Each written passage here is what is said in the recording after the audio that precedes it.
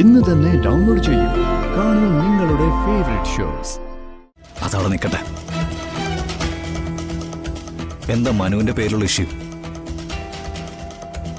Social മീഡിയയിൽ ചില കാര്യങ്ങളൊക്കെ കണ്ടല്ലോ. മനുവിന്റെ ഒഫീഷ്യൽ കാര്യങ്ങള് ഞാൻ ചോദിക്കാറുമില്ല, പറയാറുമില്ല. എന്താ നിനക്ക് പറയാൻ ബുദ്ധിമുട്ടുണ്ടോ?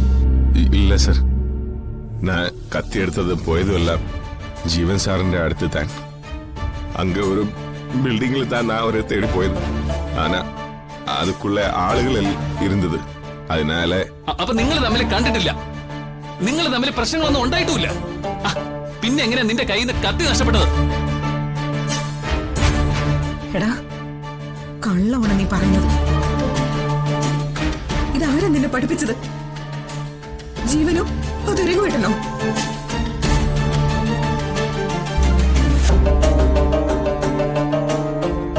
ആർക്ക് വേണ്ടിയാണ് നീ ഇപ്പൊ സംസാരിക്കുന്നത്? എന്നമ്മ ഇത്?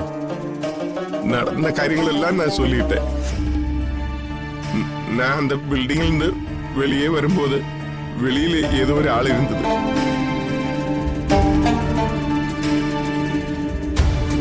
ഷർട്ട് ഇല്ലാമ അവർ എന്നെ പാത്ത അവർ എന്നെ നിனைக்கும்னு എനിക്ക് தெரியாதம்மா. അതാ கொஞ்ச நேரம் அங்கே உட்கார்ந்துட்டு வெளியே வந்தது. அப்படி நான் இறங்கி வரும்போது தான் நான் സാറെ പാത്തേ. ശരവണ, ഈ കുടുംബത്തില് ഞങ്ങൾ എല്ലാവരും ഒരേപോലെ വിശ്വസിക്കുന്ന ഒരാള് ശരവണ്ണ. പക്ഷേ ശരവണ്ണ ഇപ്പൊ പറഞ്ഞ കാര്യങ്ങളൊന്നും ആർക്കും ദഹിക്കുന്നതല്ല. അനി, ഇവനെ നമ്മളിനി കൂടുതൽ ചോദ്യം ചെയ്തിട്ട് ഒരു കാര്യമില്ല. ഇവൻ ഇത് തന്നെ ഇനി അങ്ങോട്ട് പറയും. എന്തായാലും അങ്കിള് വരുമല്ലോ, കാര്യങ്ങൾക്കൊക്കെ അപ്പൊ ഒരു വ്യക്തത ഉണ്ടാവും.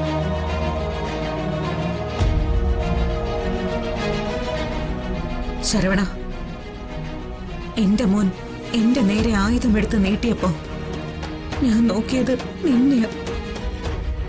നീ ഉണ്ടെങ്കിൽ നീ അമ്മയെ പോലെ കരുതുന്ന എനിക്ക് ഒന്നും പറ്റില്ല എന്നുള്ള തോന്നലില്ല. ആ നീ എന്നോട് കള്ളം പറയുന്നു. இல்லம்மா, நான் சொல்லியதெல்லாம் உண்மை. நீங்க ரகு சார் வரும்போ கேட்டுடுங்க. எனக்கு ஒன்றும் தெரியாதம்மா, எனக்கு ஒன்றும் தெரியாது. ശരവണ, ആന്റി, ഇനി ചോദ്യങ്ങൾക്ക് ഉത്തരം പറയാൻ അങ്കിളിന് മാത്രമേ പറ്റൂ. രഘുവേട്ടന് നമ്മളെയൊക്കെ മറന്ന് ഒരു കാര്യവും ചെയ്യാൻ പറ്റില്ല. അവൻ രഘുവേട്ടനോട് സ്നേഹത്തിൽ പെരുമാറി നോക്കുമായിരിക്കും. പക്ഷെ എന്റെ രഘുവേട്ടൻ വഴങ്ങില്ല. എനിക്കത് 100% ഉറപ്പാ.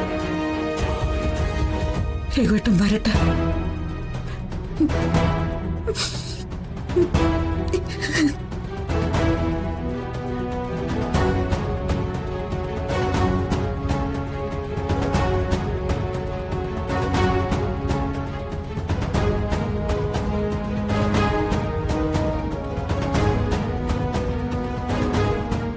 ഇതെന്തൊക്കെയാ വീണേ സംഭവിക്കുന്നേ?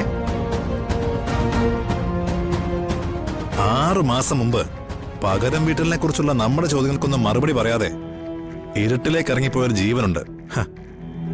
തിരിച്ചെത്തിയപ്പോ അയാൾ JR. ഒരാൾക്കും തടുക്കാൻ പറ്റാത്ത പവർ, പണം കൊണ്ട് ആരെയും വിലയ്ക്ക് വാങ്ങാനുള്ള ശേഷി. ഇപ്പതാ കണ്ടില്ലേ? സത്യത്തിൽ ഞാൻ പോലും കരുതിയത് ശരവണ്ണ അയാളെ കൊന്നു കുഴിച്ചു മൂടിയെന്ന. പക്ഷേ അവിടെയും അയാൾ എല്ലാവരുടെയും പ്രതീക്ഷ തെറ്റിച്ചു. ഒരു ചിത്രം വരയ്ക്കുന്ന പോലെയാ അയാളെ കാര്യങ്ങളൊക്കെ ചെയ്യുന്നത്. അയാൾ തിരഞ്ഞെടുക്കുന്ന ക്യാൻവാസ്, അയാളുടെ കുടുംബവും ഹരിയുടെ കുടുംബവും ഒക്കെ അയാൾക്ക് വെറും ചായങ്ങൾ മാത്രം അല്ലേ? ജീവൻ ബുദ്ധിമാനാണെന്ന് എനിക്ക് നേരത്തെ അറിയായിരുന്നു.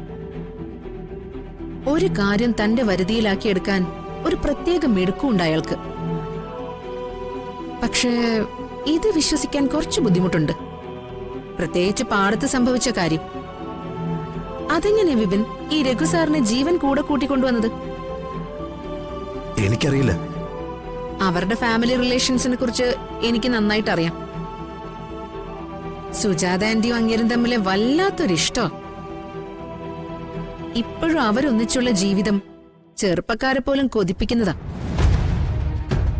എന്നിട്ടും അങ്ങേരങ്ങനെ പെരുമാറുക എന്ന് പറഞ്ഞ നോ ഐഡിയ. ആരെ വിളിച്ചറിയാൻ പറ്റും? സ്വാമിയെ വിളിക്കാം, വേണമെങ്കിൽ ഉത്തരയും കൂടെ വിളിക്കാം. അവരോടൊന്നും ജയാർ ഒന്നും പറഞ്ഞിട്ടുണ്ടാവില്ല. എന്തിന്? കൂടെ ഇരിക്കുന്നുണ്ടെങ്കിലും നമ്മളോട് ഷെയർ ചെയ്യാറുണ്ടോ? ആ, അയാളൊരു ഒറ്റക്കൊമ്പനെ പോലെയാ. കണ്ണി കാണുന്ന മുഴുവൻ തല്ലി ഓടിച്ച് നടക്കുക. രഘുസാറിനെ അയാള് പാട്ടിലാക്കിയിട്ടുണ്ടെങ്കിൽ ആ കുടുംബത്തിന് അതിലും വലിയൊരു അടി കിട്ടാനില്ല. അങ്ങനെ ഒരു അടി കിട്ടിയാ താൻ ഹാപ്പി ആയിരിക്കും അല്ലേ? ഒരു സംശയവും വേണ്ട. അവരൊക്കെ താമസിക്കുന്ന പുരപ്പുറത്തെ ഒരു തെങ്ങ് വീണാ കൂടി ഞാൻ സന്തോഷിക്കും. എന്നോട് തട്ടിക്കേറാത്ത ഒരാള് പോലും അവിടെ ഇല്ല. അനുഭവിക്കട്ടെ എല്ലാം കൂടി. തന്റെ സകല പ്രാർത്ഥനകൾക്കുള്ള ഉത്തരം പോലെയാ ജയാറിന്റെ വരവ്. തന്റെ മനസ്സിൽ എന്തെങ്കിലും ആഗ്രഹങ്ങൾ ബാക്കിയെടുക്കുന്നുണ്ടെങ്കിലേ താൻ ജയാറിന്റെ മുമ്പില് അടയ്ക്കയും വെറ്റിലയും വെച്ച് പ്രാർത്ഥിച്ചാ മതി. അയാള് കനിഞ്ഞോളൂ. ജയാറ് പതുക്കെ ദൈവമായി അല്ലേ? ആർക്കും മനസ്സിലാവാത്ത അത്ഭുതങ്ങൾ നടത്തുന്നത് ദൈവമല്ലേ? ഇരിക്കട്ടെ, അയാൾക്കൊരു സ്ഥാനം.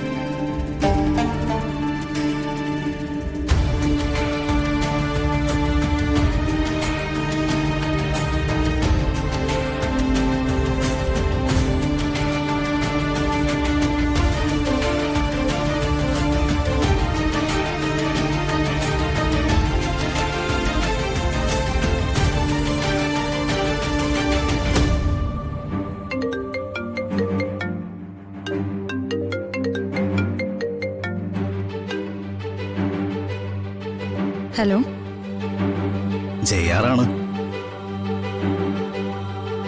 മനസ്സിലായില്ലേ? എടി നിന്റെ ഏട്ടനാടി.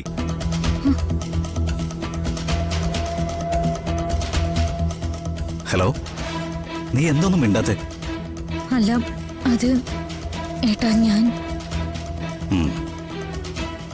ഞാനിപ്പോ വിളിച്ചതിൽ നിനക്ക് അത്ഭുതം ഉണ്ടാവും. അതവിടെ നിൽക്കട്ടെ. എന്താ മനുവിന്റെ പേരിലുള്ള ഇഷ്യൂ? സോഷ്യൽ മീഡിയയിൽ ചില കാര്യങ്ങളൊക്കെ കണ്ടല്ലോ. മനുവിന്റെ ഒഫീഷ്യൽ കാര്യങ്ങള് ഞാൻ ചോദിക്കാറുമില്ല, പറയാറുമില്ല. നിന്നോട് പറയാറില്ലെന്നാണോ അതോ എന്നോട് പറയാൻ നിനക്ക് ബുദ്ധിമുട്ടാണെന്നാണോ? മോളെ, ഏട്ടന് നിന്നെ ഒന്ന് കാണണം. എന്തിന്? കൊല്ലാനൊന്നും അല്ല മോളെ. ഞാൻ അറിഞ്ഞിടത്തോളം മനുവിന്റെ പ്രശ്നം ഇത്തിരി സീരിയസ് ആണ്. നടപടി ഉണ്ടാവുക, സർവീസിൽ നിന്ന് പുറത്താക്കപ്പെടുക എന്നൊക്കെ പറഞ്ഞാലേ അതെ, ജീവിതകാലം മുഴുവനുള്ളൊരു നാണക്കേടാ. മധുര നൊമ്പരക്കാറ്റ്